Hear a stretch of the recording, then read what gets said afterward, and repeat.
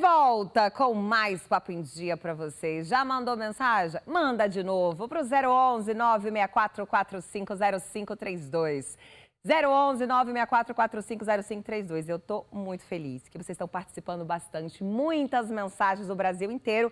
E é isso que a gente espera, essa interação toda. Vai avisando para todo mundo, gente, que 3 horas tem um encontro marcadinho com a gente. É culinária, alegria, diversão, música, informação e agora saúde. Com ela que eu já estava com saudade, doutora Francine Mendonça. Bem-vinda, sua linda. Obrigada, Gi. Hoje nós vamos falar sobre traumas na cabeça, gente, os traumatismos cranianos. E para isso, eu trouxe um convidado, especial, doutor Matheus Reguim, tá? Neurocirurgião, que vai elucidar para vocês, o que fazer diante de um trauma na cabeça, quais são os principais tipos, os tipos de lesões, os tratamentos. Seja bem-vindo. Obrigado. Boa tarde, Francine. Boa tarde, telespectadores. Agradeço o convite para estar falando aqui sobre um tema tão importante que é o traumatismo crânioencefálico. É um tema prevalente, que tem uma importância na população e eu pretendo informar coisas mais importantes aí sobre o assunto. Sem dúvida, sem dúvida. Mas então, antes, para o nosso quadro, então, começa entendendo o cérebro. Gente, a informação é sempre importante, Então fiquem atentos aí, qualquer dúvida, já manda mensagem pra gente, aproveita esses 2 profissionais qualificados que é a oportunidade agora. Vai entendendo o cérebro.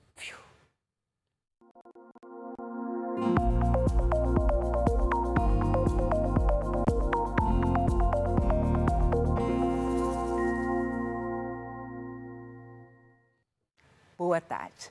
Então, deixa eu passar para vocês aqui um pouquinho da trajetória do Dr. Matheus, para vocês entenderem porque que eu trouxe ele aqui.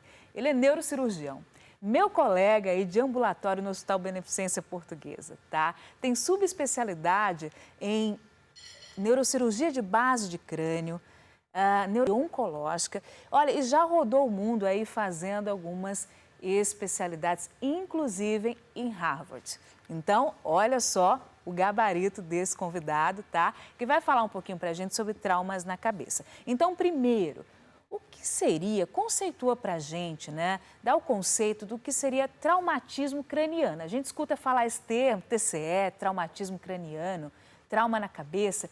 Então, o que é o traumatismo craniano?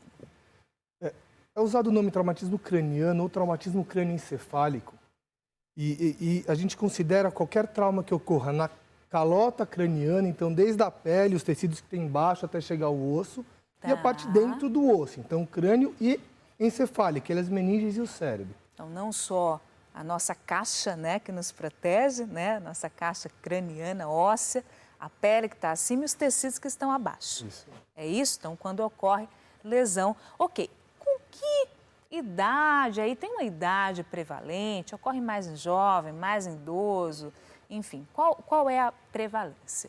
Os 2 picos de incidência do traumatismo crânioencefálico são nos adultos jovens, entre 15 e 25 anos, e nos idosos, que a gente considera acima de 65 anos.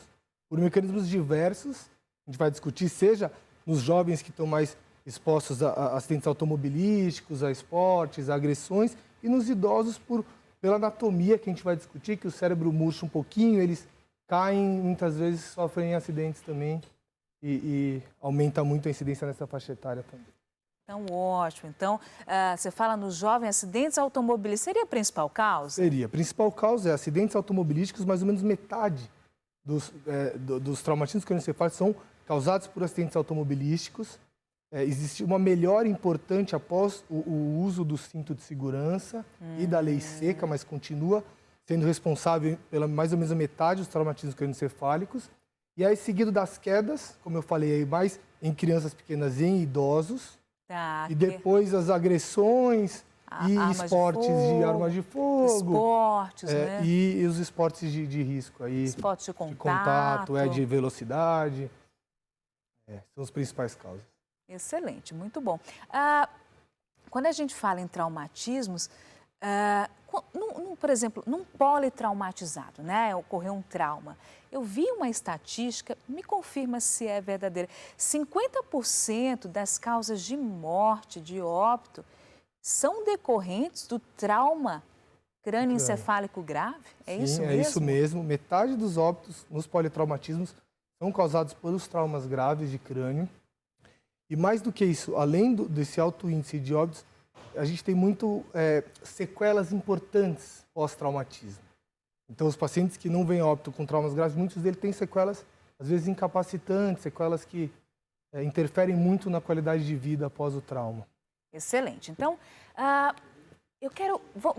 vamos entender. Existem os traumas que são leves e os traumas que são graves.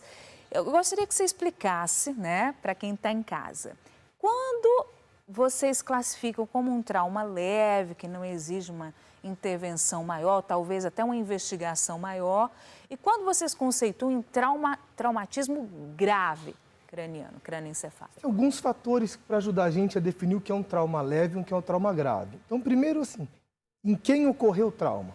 É numa criança muito pequena, abaixo de 2 anos, a gente é difícil de avaliar, então a gente já considera como um trauma um pouquinho mais... a gente liga um sinal de alerta em crianças pequenas e em idosos. Por quê? Pessoas com mais idade têm um mecanismo de atrofia cerebral pela idade, umas veias chamadas de veias ponte, que ficam mais propícias a causar sangramento. Então, primeiro em quem esse trauma ocorreu? Crianças muito pequenas e idosos, a gente já liga um sinalzinho de alerta em sai mais grave. Segundo qual foi o mecanismo de trauma? Então, assim, uma coisa é uma criança de 7 anos está correndo com os amiguinhos, caiu e bateu a cabeça, ou virou para o lado e bateu a cabeça no armário. Isso é um mecanismo leve de trauma. Outra coisa é um acidente de carro em alta velocidade, ou uma queda do primeiro andar, de uma laje ou do alto de escada. Então, para ajudar a definir leve e grave, a gente pensa em quem foi, no mecanismo de trauma e o que aconteceu com esse paciente após o trauma. Excelente. E os sinais e sintomas? Num trauma leve, o que é que a pessoa apresenta num trauma grave? Né? O trauma leve, a pessoa pode ter dor da batida, então bateu a cabeça, fez um ferimento na cabeça, isso pode doer um pouco, pode ficar um pouco tonto na hora, mas geralmente nos traumas leves, isso é uma coisa temporária. Então bateu, doeu a cabeça e isso começa a melhorar. Teve uma vertigenzinha, mas vai melhorando. E vai melhorando. Tá. Nos traumas mais severos, depende do trauma, o paciente fica mal, tem um rebaixamento do nível de consciência, tem dificuldade para responder. Mas muitas vezes o paciente tem uma dor de cabeça e essa dor de cabeça vai piorando. Então, no trauma severo, uma dor de cabeça que piora. Ou qualquer déficit neurológico. Então, está com dificuldade para falar, está com dificuldade para mexer uma parte do corpo, ou está confuso, fala arrastada, são todos sinais. Sempre que o paciente tem qualquer sinal neurológico, fica sonolento atenção, fica sonolento após, ou começa a ter vômitos seguidos, isso tudo nos abre o olho para que seja um trauma mais grave que merece ser visto com mais atenção. Às vezes procurar um especialista para avaliar. Convulsão também? Convulsão, com certeza. Depende do mecanismo do trauma, né?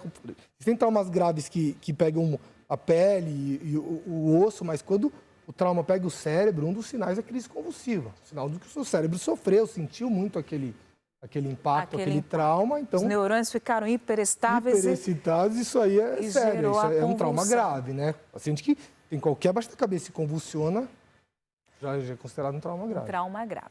Sim, então, entenderam, né, gente? Trauma leve, uma dor de cabeçazinha que passa, uma vertigem que passa, né? Tende a passar no trauma leve. Trauma grave, déficits neurológicos, está com dificuldade de falar, perdeu a força de um lado, né? Está sonolento, isso que o doutor está trazendo aqui. Crises convulsivas, tudo isso é sinal de alarme. Apareceu aí na tela para vocês, né? Sinais de alarme.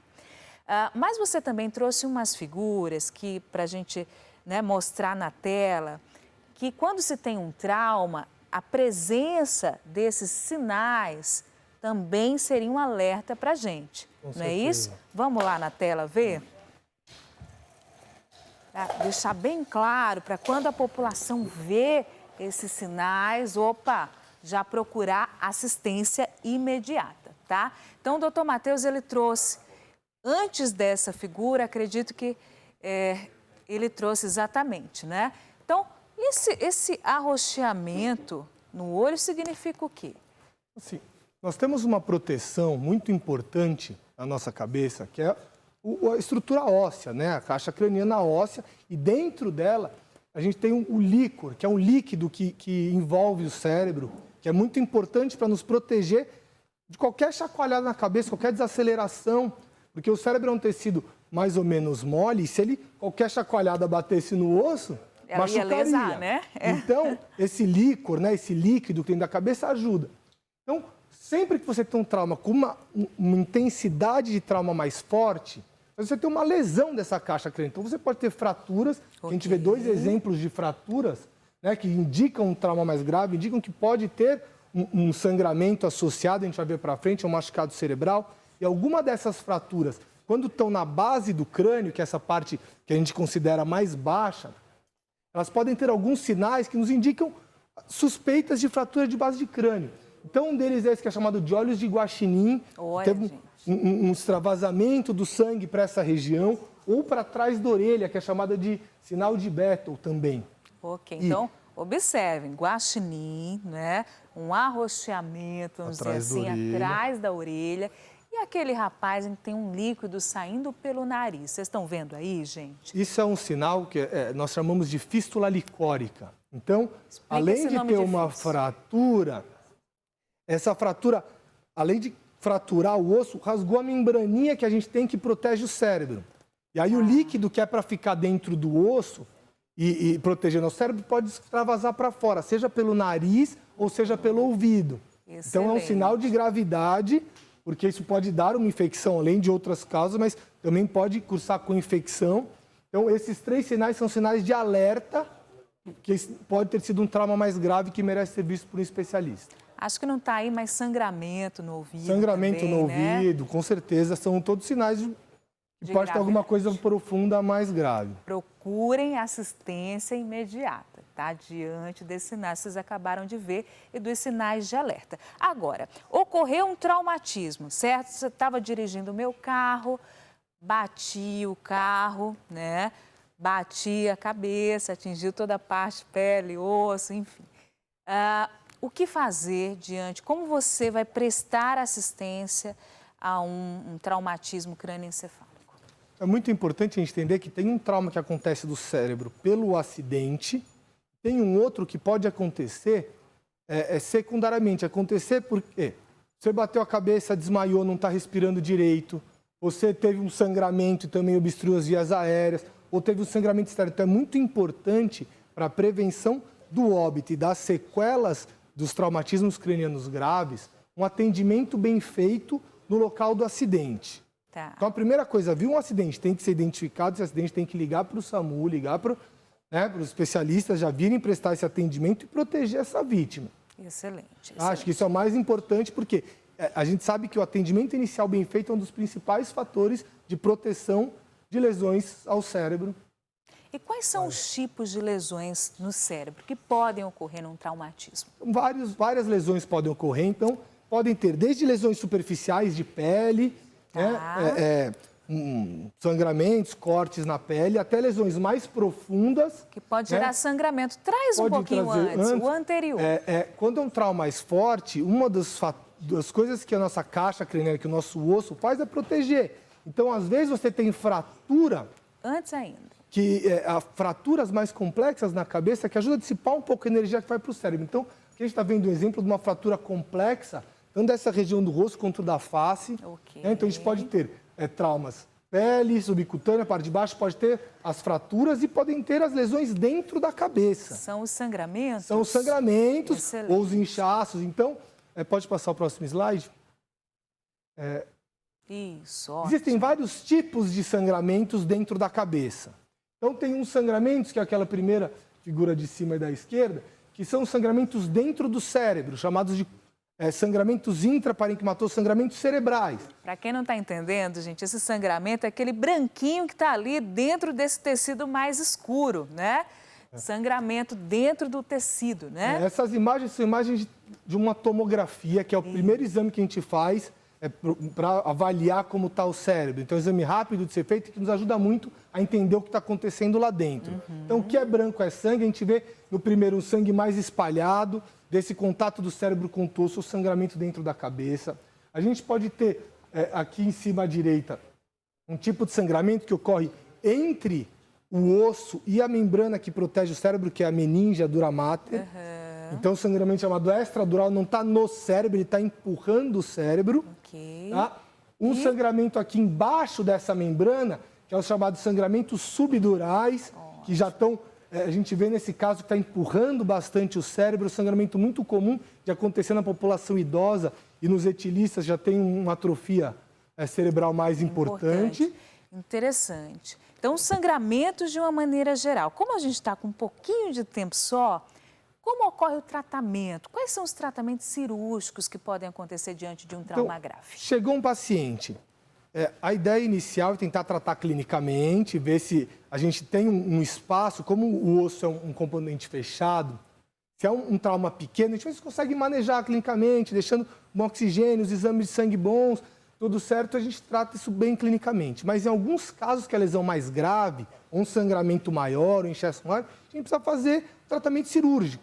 Então, quando é uma lesão que a gente consegue evacuar cirurgicamente, a gente faz uma incisão na pele, abre uma janelinha no osso, seja o furinho ou uma janelinha, e drena esse hematoma, aspira, para o que está sangrando e depois fecha de novo. Diminui essa pressão dentro do cérebro. Imagina, gente, um sangrar dentro do cérebro, né? Então, as matérias, elas não se interpõem. Então, imagina o aumento da pressão dentro do cérebro. Precisa furar, né?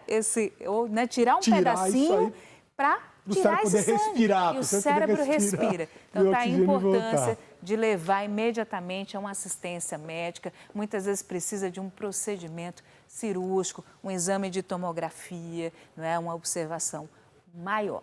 Doutor Matheus nos informando aqui. Muito obrigada. Obrigado a vocês. Um assunto super importante. Gente, aproveita e já segue eles no Instagram, doutora Francine Mendonça. O doutor Matheus também. Olha lá, eu tenho o Instagram dele já na tela. Aí na tela, ó, o Instagram do doutor Matheus. Tirando as dúvidas. Isso. Super importante, gostei, viu? Doutora Francine Mendonça também. DRA Francine Mendonça, segue lá também, que tem muita coisa, a gente quer falar, é tanta coisa, gente. Sim, o tempo é curtinho. Mas vou convidar vocês para a nossa cozinha para provar, para degustar o macarrão coreano, por favor. Obrigado. Já comeu? Por favor, aí os dois. Vamos. Macarrão de batata doce. Batata doce. Esse é o chefe João, especialista da Coreia. Macarrão fit, é isso? É, gente, é o macarrão japchae. Macarrão de batata doce com legumes, eu adorei. Muito obrigada, gente, pelas mensagens, pela participação, pela energia. Amanhã a gente está aqui 3 em ponto de novo. Daqui a pouquinho tem Tarde Top. E aí, vamos provar, gente. Chefe, por favor, sirva eles também. Não, desculpa, ainda não finalizei. Ah, não finalizou? Esse aqui é tá, então eu vou você. pro seguinte, vou dividir, porque a gente não vai ter esse tempo para finalizar, mas eu vou dividir aqui, pode ser? Quer você, chefe? Ah, sim. Pode fazendo aí, então, chefe. Então, qual é a finalização? Finalização, vou fazer bem rapidinho aqui, com um pouco de óleo aqui. Adorei, agora ó, vou vocês começar. provarem. Vamos dividir, ó. Repartir o pão. Viu como eu sou amiga? Primeiro, cogumelos. E aqui, carrinho aqui. Aí o meu vai ser quentinho. Pé. Né? Por favor. Ai, cheiro bom, chefe. É bom, né? Ah, é, gente. O hashi. Tem mais hashi, chefe? Ixi, não tem. Quem quer comer de hashi, quem quer comer de garfo, a gente bota brasileiro aqui, né? É isso aí. Cheiro maravilhoso. Como vem? Quem quer? Será para o ímpar? Convidado, né? Ele, né, Doctor? Já tá aqui todos os dias. Por favor, gente, prove, fique à vontade. Obrigado. Por favor. Adorei o assunto, viu? Super importante. Chefe, ele não assusta. Eu já tentei assustar ele várias vezes, bicho concentrado. Ah, sim. Olha a fumaça aí. Nossa. Entra no Instagram do chefe, ele tem um Instagram, o site. Olha aí, fala de novo para não falar. Banchan. Dia 12 de agosto ele lança o primeiro livro com receitas coreanas. Olha que site bonito, colorido, com receitas práticas direto da Coreia. Essa receita e outras também, né? Isso, chefe? Isso mesmo. Volte mais vezes, viu, chefe, para fazer aquele chazinho. Que delícia, viu? Aqui a gente vai dando dica. E aí, gente? E é de batata doce? Batata doce, também, acredita? Nossa. Muito bom, né? Saudável. É, saudável. Delicioso. Muito bom? Aí, chefe, só. Só para finalizar bem rapidinho aqui, o macarrão já está aqui. E daqui a pouquinho tem Tarde Top com Dani Venâncio, que já está se aprontando ali para vocês. Adorei, gente, essa... Tô com água na boca, chefe, minha vez. Opa, peraí, rapidinho. Você volta, tá? Ah, sim, claro Pra que vou fazer voltar, outras rapidinho. receitas. Bom, isso aqui, agora eu vou colocar... Como chama? Bipipap. Bibimbap. O que é o bipipap? Bibimbap é arroz com variedade de legumes também, carne. Ai, que delícia. Da próxima vez você faz esse. Ah, isso. Tá bom, chefe? Vai Ele ficar- rapidinho, ele tá preparando, gente. Ao vivo e a cores. Olha que Aqui. bacana. Gente, é o seguinte, amanhã, 3 da tarde, o que temos para amanhã no nosso Papo em Dia? Amanhã é quinta-feira, hein?